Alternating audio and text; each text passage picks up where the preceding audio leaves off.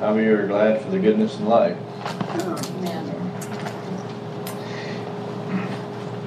We are finishing up we started a series a while back on a small one on passing it on. We'll finish it today. If you remember, just to kind of review, we've done 7. This will be the 8th and last one. The first one we did, if you remember, was listen carefully, because if we don't listen carefully, we will often miss what's being said. Misunderstand?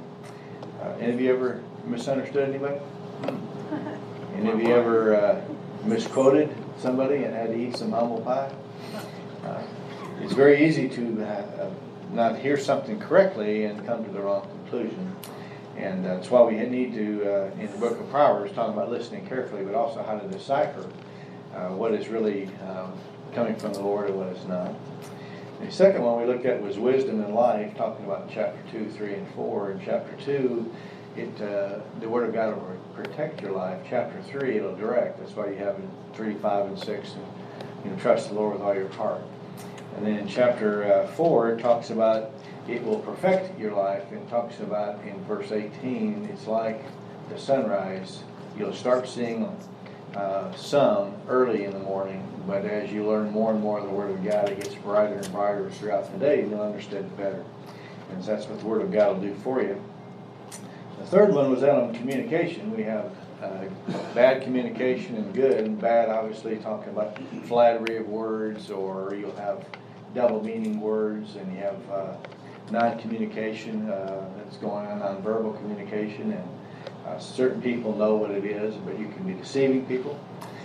But also then on good communication and just speaking your yes be yes, your no be no, and coming out of the book of Proverbs. We also looked at friendship, how to ruin a friendship. It's in the book of Proverbs. We've all had experiences with that. How to select a good friend, and then how to be a good friend. And I think we need all those. Work and wealth. Proverbs talks a lot about a thief, not to steal, but also a sluggard who won't work. But then we do need to take care of the poor, and how to get in the New Testament. Likewise talks about who is really poor and who's the one that we should be supporting. And then also just the value of a hard work in the book of Proverbs. It gets in 1 Thessalonians, 2 Thessalonians, if you don't work, you don't eat. So it's Old Testament as well as New Testament. The sixth one, you remember we talking about the Word of God, the reliability of the Word of God, but then also just the capability of the Word of God. We saw that out of Psalms 119. It'll cover everything. We may not know where to find it, but that doesn't mean the Word of God doesn't cover it. But we looked at it. A couple of weeks ago, 3 weeks ago, we looked at planning your future. And it's very clear in the book of Proverbs on planning the future. But then what we have to have is who's the pilot? I often kind of laugh at the ones who drive around cars and have a little deal in the car that says, God's my co-pilot. If God's your co-pilot, then Norman, who's the pilot? Then you're the pilot, and the only time a co-pilot does something is when? I think that's the trouble. I think that's probably a more accurate bumper sticker for most of us. We should be the passenger, and God's the pilot, and we trust Him, and we just get in the seat and we let Him take us where He desires to take us. Today I'd like to conclude the Passing On series, and primarily we're getting this all out of the book of Proverbs. We will again today, but I'd like to look at 4 pitfalls to recognize and avoid, and I think they're very prevalent in today's society. And the first one is that of greed. Do we have any problem with greed in our country, or do Christians have any problem with greed? Interesting, this article came out 30 years ago, almost 30 years ago, 1994. The Money magazine made this statement when they were interviewing people, a large number of people. 24% said they would not correct a waiter who undercharged them. 1 out of 4. That'd be more than that, I'm sure, today, but it's interesting. Almost 10% would keep the money. If they found a wallet, they would keep the money before returning the wallet. What percent was that again, Dan? Actually, it was 9% then, but I think it's much greater today, obviously 30 years later. This was one. 23%, this is 1994, 23% were willing to commit a crime to get $10 million if they knew they wouldn't get caught. 1 out of 4. And it's interesting, I saw one a few years ago, and they asked athletes, and they said, would you take an illegal drug if you knew you'd win a gold medal, but it was going to kill you in the next 10 years? And more than half said they would. Why? Just for the pride of it, obviously. And obviously, too, who gets the endorsements? Who gets to do the advertisements? Does a bronze medal winner get an advertisement? But a gold medal winner does. So greed is really a part that we have, and it's very, very prevalent today in our society. You can see it a lot in all your different sports. Let's just kind of look in chapter 13. We'll start there. And we'll look at some of the things it talks about with greed in the book of Proverbs. It's pitfalls to avoid. Notice in verse 23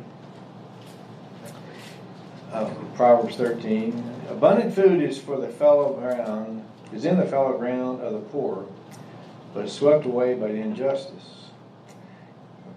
So what he has about the poor person is sowing it, has the land, he sows it, but the wealthy can often use the court system to do what? To take away what's not rightfully theirs, greed. So I think what I have here is living for the dot and not for the line. Because if you steal and you take those things from the poor that's rightfully there, you're going to have to give an account for it one day. But do you think about that? The person is thinking about today. What do I get today? I remember reading an article by John Rockefeller. They said, when are you going to have, when we have made enough money? He was like, not till I make another dollar. Well, he had more money that he could never spend in 5 lifetimes. But it wasn't enough. He wanted more. He wanted more. So I think living for the dot, not for the line. Look over in chapter 14. What about in verse 31? Talking about greed. He who oppresses the poor reproaches his maker, but he who is gracious to the needy honors him. So not only living for the dot, not the line, but it also reveals your relationship to the Lord. My greed reveals what kind of relationship I have with the Lord. Who's the one that gave it to me? Who's the one that owns everything? Could he take it from me tomorrow? He could cause medical issues. He could cause anything to happen in the economy. And what you have today, you can be gone tomorrow. And notice then, when you are opposing and not doing what you should with your resources, you're opposing the Lord. Look over in chapter 19. So, greed shows you're living for today and not for the eternity. Shows your relationship to God. Chapter 19. Notice in verse 17. He who is gracious to the poor lends to the Lord. He will repay him for his good deed. Notice, does it tell you when you're going to be repaid? Does it tell you how you're going to be repaid? No. I think it's important that when it talks about it, the Lord will repay us. Do you ever think about maybe it's your health? Maybe he gave you health. Maybe he gave you health of your children. Maybe all kinds of things. We never think about it. Those are possibilities. Only thing we think of is if we don't see it in material things right now, then they're getting away with things. But if you notice, it says when you're talking about greed, you're living for the dot, not the line. It reveals your relationship to God. Look over in chapter 21, the book of Proverbs. Talks so much about it. In fact, most people, when they go off to college, what's their number one reason for choosing a major? Money. And how many people are happy in the job with which they select? And I think it's important to think about that. 21 and verse 13 makes this statement: he who shuts his ears to the cry of the poor will also cry himself and not be answered. You reap what you sow. When you are in need and you have the ability to help people and you won't ever help them, there will come a time when you're going to need it and there won't be anybody there to help you. And you can be a Scrooge, and you can be a Scrooge, but there'll come a time when you're going to need help, and people won't be there. And so you're going to reap what you sow when it comes to the greedy part. And it's interesting, the people, who do people like to be around? I think it's important. And we want to earn what we have, we want to earn what we, those kind of things, but at the same time, God gives us things in order to help other people. So you look at it, you're living for the dot, not the line. You're living for self, not others. You think about it in Mark chapter 10, remember they had the big debate about who's the greatest? What did Jesus say? The greatest among you is he who what? Serves. In fact, he said, I came to do what? To serve and give my life a ransom for many. So if I want to be like Christ, I have to be a servant, and that's going to greatly affect your greed aspect. So I think it's important. Look over, I think, in one that's really interesting. Look over in chapter 28.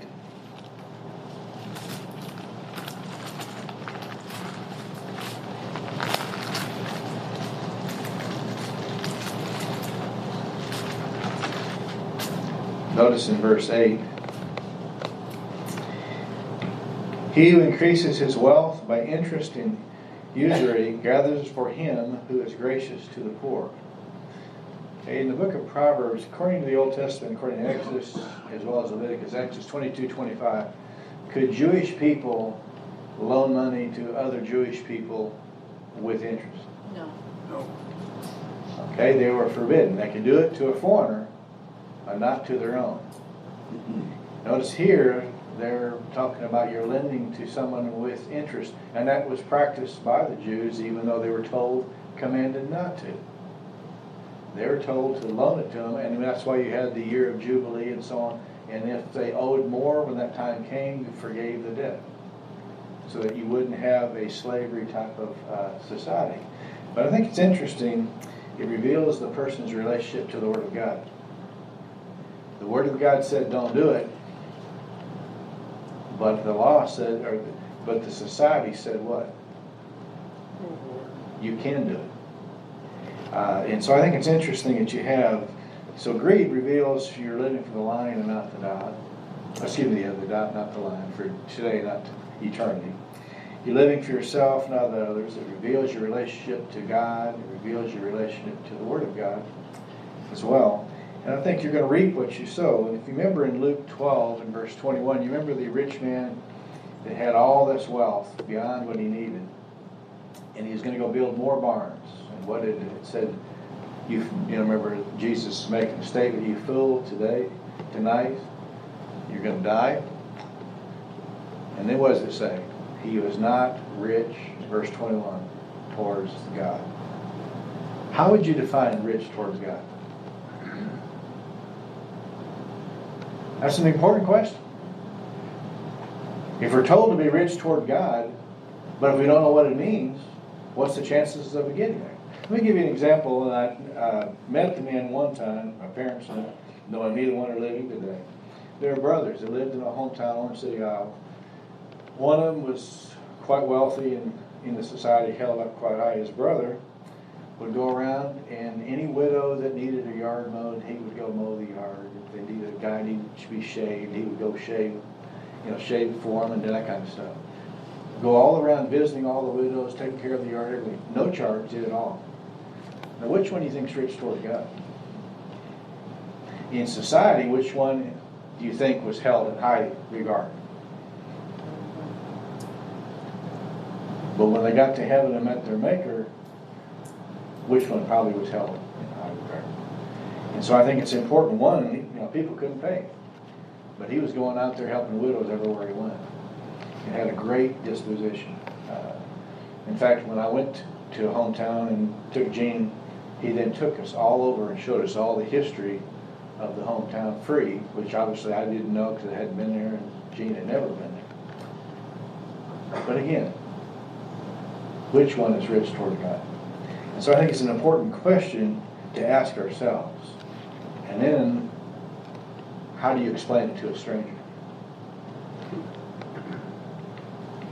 If people ask, why are you doing what you're doing?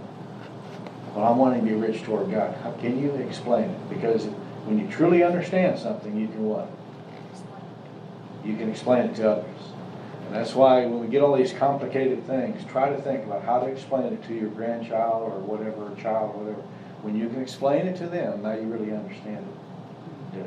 So notice one of the pitfalls is that of greed, and obviously you see an awful lot of it, of greed in our country and in our churches. The second one, which is often called the main one, is pride. Does pride have any problem with any Christians today? Does pride have any problem with any of us? And so I think it's interesting when you look at it. Let's go back to Proverbs. Let's look at chapter 15. It starts in 3, but we'll start in 15. In Proverbs 15.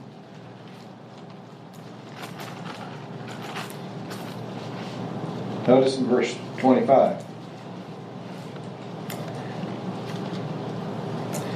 15:25. The Lord will tear down the house of the proud, but he will establish the boundaries of the widow. Obviously, a widow, the rights, when they didn't have the rights in this society, and God would then be the one to protect and help. And you see that in the book of Ruth as well with the boundaries. But if you, in chapter 3 and verse 34, it's there, and then you get it in James chapter 4 and verse 6, which is quoting Proverbs 3. God resists what? Proud. And gives grace to the... So when you are in pride, you're in direct opposition to God. What got Satan in pride? What caused the fall in Isaiah 14 and Ezekiel 28? I will be like the Most High. Pride gets us in trouble all the time. Why do we have such a hard time of admitting a lot of things? It's pride. Notice, I think, something else about looking at pride, direct opposition to God. Look over in chapter 16. What about verse 18?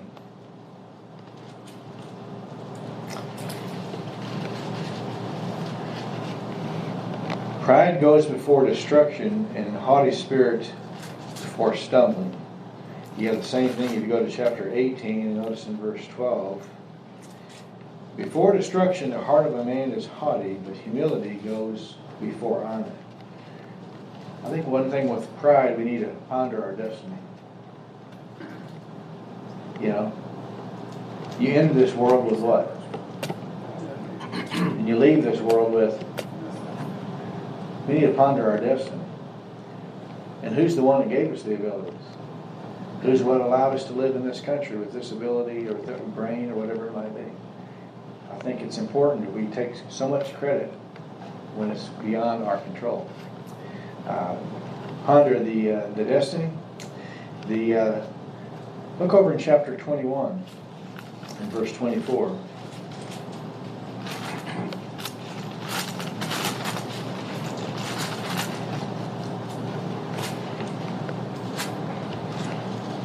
Proud, haughty, scoffer are his names, who acts with insolent pride. Pride's revealed itself in a lot of different ways. You can reveal it, and you can do it at work. You can be anywhere you can. It's interesting. Gina come home, and there's a lot of obviously delivering mail. They have a lot of subs, and one of the things a lot of the subs like do, if you're a sub there, you get paid by the route. So if the route says it's supposed to take you 4 hours or 8 hours, if you get it done in 4, you get paid for 8. When you get back to the office, you either get to go home or you get to send out another route. If you get done fast enough, you can get paid for 16 hours and work 8. So what do you think the motive is to work real fast? Well, then how fast do you think you might break some laws as you're running from mailbox to mailbox? Gina come in and say, man, your sub was going through here doing 100 miles an hour. They won't go that fast, but they will definitely be breaking the speed limit. But how often do they miss throw mail? Coming behind and getting a lot of it. But what happens is they come to the office, and I got the route done faster than anybody did. I got it back by 12 o'clock. So what do you think happens with the boss? What's taking you so long? Brian did it in 12. Why did it take you to get here back until 1? and they start using it, and a lot of that goes on. And why you have accidents and misthrown mail. You can do the same thing when it comes to working on anything. How fast can you get something done because it makes you look good? And pride, and that can happen for a believer or non-believer alike. But pride, what I really like, and I'll give you an example of this here in a minute. Look over in chapter 25. We'll go to verse 27 first, and then we'll go back to 15. Notice 25:27. It is not good to eat much honey, nor is it to glory to search out one's own glory. Okay, how many times do people search out their own glory? What happens if you eat too much honey? Sick. You'll get sick. Look over then and go back to verse 15. That the 25:15, or actually 16. Have you found honey? Eat only what you need, lest you have it in excess and vomit it. So notice you can think can happen. The pastor Shalom, who is in his 90s when he passed away, he's a phenomenal evangelist out of Aberdeen, South Dakota, and you've seen different films about him and so on. Just an amazing man. Billy Graham had him on his staff, one of the best evangelists he said he ever had working for him. But he made this statement because of all the praise that came his way or anything else. And his statement was, taste it, but don't swallow it. And I think that's a pretty good statement. Taste it, but don't swallow it. And how many people swallow it and they think they're God's gift to humanity? And how often does it happen with sports? When you see people who are incredibly gifted get away with so many things because people are afraid of losing them or whatever. Taste it, but don't swallow it. So you think about it, you know, in Romans 12 and verse 3, it says, don't think too highly of yourself or too lowly. And then it talks about spiritual gifts. If somebody thinks too lowly of themselves, how well do they work on the team? They don't think they have a place. They don't know anything. If they think they're the God's gift to humanity, how well does that work? You know? I'll never forget watching one in which a quarterback thought he was really something. And the lineman got so tired of them getting all the praise. So for an entire quarter or more, they refused to block. They'd hike the ball and just let the defense go and just cream him. I mean, he was getting killed every time. Hey, you're so good, you know, aren't you? You know, you need those big guys up front. If you don't look very good. And I think it's important when it comes to pride. Does pride have a place on a team? You know, what's the center letter of pride? I. And how many I's do you have in a team? None. That was what's amazing when you look at Penn State from years and years ago. You know, their coach refused to allow them to have their name put on their uniform. He didn't want the recognition. You're just a number and a player. No one is to be singled out more than somebody else. Kind of interesting. But I think about it, do I seek praise? Do I swallow it? Pride, I think, is what keeps so many of us from admitting when we're wrong. Right? Pride is, you know, it's everywhere, and it's in all of us, so we have to fight it constantly. It's in all of us. Let's give you another one. So besides greed, you also have pride. Look over in chapter 13. Another pitfall that's notice in verse 7.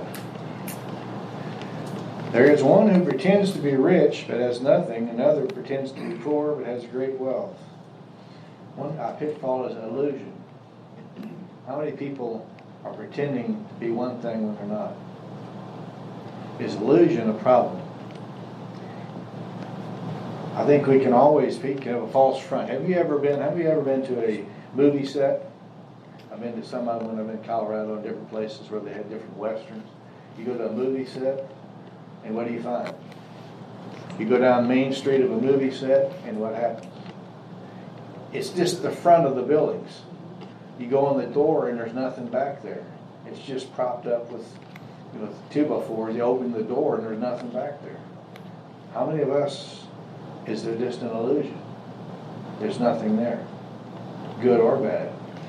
If you remember Russell Crowe played in the, I forgot the name of the Cinderella Man or whatever, he was the boxer, based on that true story. And he goes to visit the person who was setting up this big fight he was going to have. And he walks into this penthouse and there's not a piece of furniture. It's during the Depression. And he walks in and there's nothing to sit on, nothing, just beautiful place. And the person said, well, it's just for appearances. All his money went to get this place. He had nothing inside of it with which to furnish it.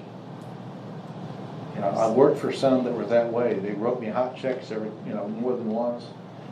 The outside of their house was one thing, but the inside and everything else was not. It was bad. But the neighborhood, the neighbors thought it was one thing, but they had nothing.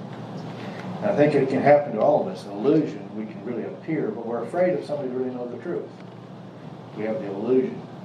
And so I think it's important for us to recognize the part about greed, the part about pride, but illusion too. Paul, it talks about don't have that mask, don't be the fake. The last one I think is real prevalent in our society today is that of disrespect. Would you agree with that? Disrespect, you find it throughout the book of Proverbs. So I'll just give you one. With Proverbs chapter 19, it's throughout Proverbs, quite a bit in Proverbs actually. In verse 26, he who assaults his father and drives his mother away is a shameful and disgraceful son. You can have disrespect for parents. And if you've been around, you go to any school functions today or anywhere else, or a grocery store or anywhere, there is a great disrespect for parents and for older people. When I was growing up, boy, you didn't say anything like, you wouldn't say anything to an older person in disrespect. Well, that's not the case today. You see a great deal. You had the same thing in Ephesians 6. You remember, we're told children to obey your parents. Colossians chapter 3, you're told to do the same thing. Very, very important to respect authority. And we have the problem. What about chapter 13? Not only should we respect the parents, what about chapter 13? Notice in verse 13. The one who despises the word will be in debt to it, but the one who fears the command will be rewarded. How many have a disrespect for the word of God? In our society today, in our education today, are we being told not the word of God is for yesterday? It's not to be obeyed, not to be thought of. We had one that just was let go here and talked about, in education, you don't listen to your parents, don't do this. That's not our place. And so I think it's important to recognize disrespect for parents, disrespect for the Word of God, disrespect for authority. But we all can get caught in that. For instance, where I work, I have hundreds of wells I have to check all the time. And so I'll get in, and my tools are in my truck. So you drive from one well to another well. I drive from one end of the parking lot to the other end of the parking lot. It's all the further I go. The speed limit's 15. You never even get going that fast, obviously, on that road. I'm supposed to wear a seatbelt. Clipped. Well, they saw me on camera, and I got called by security. Dan, you're not wearing your seatbelt. Send me the picture. All right. Okay. You're supposed to authority. So you get in, you clip the seatbelt, you drive across the parking lot, unclip it, get out, clip it, go to the next. But is it a rule? It is a rule. And so it'll drive you nuts, but at the same time, some of you understand, hey, if I'm going in out on the highway, when I get out of the plant, I understand it. When I'm going 15 feet, I don't even get 15 miles an hour, But, is it still a rule? Is it still authority? It still shows the heart condition. You still have to do it. So I think it's important for us to recognize. You have the same thing in 2 Timothy 3. If you remember, we were told in prophecy says in the latter days, disrespect will grow even greater. And obviously, we're closer than we were to Christ's return. And certainly could be any time, but we have disrespect that's unbelievable today. wherever it is. So think about the pitfalls that you have. What's your practice with regard to the Word of God? If He tells you to do something, is that just a suggestion or is it a command? Same thing with authority. I only obey the law, the rules I agree with, or do I obey all the rules? What are they? John Wesley, who was the founder of the Methodist Church, and why did they get the name Methodist? Seriously? Different from the Church of England? Nope. What's the methods? Because he set it up for methods, and how to do things, all the methods he had. That's how they got their name, Methodist. But he made this statement, I think it's a great statement. Do all the good you can, by all the means you can, in all the ways you can, in all the places you can, in all the times you can, to all the people you can, as long as ever you can. Because there comes a time when we can't. Physically we can't, mentally we can't, financially we can't. But help people when you can. Boy, you have an opportunity. Have an opportunity. Have an opportunity. Have an opportunity.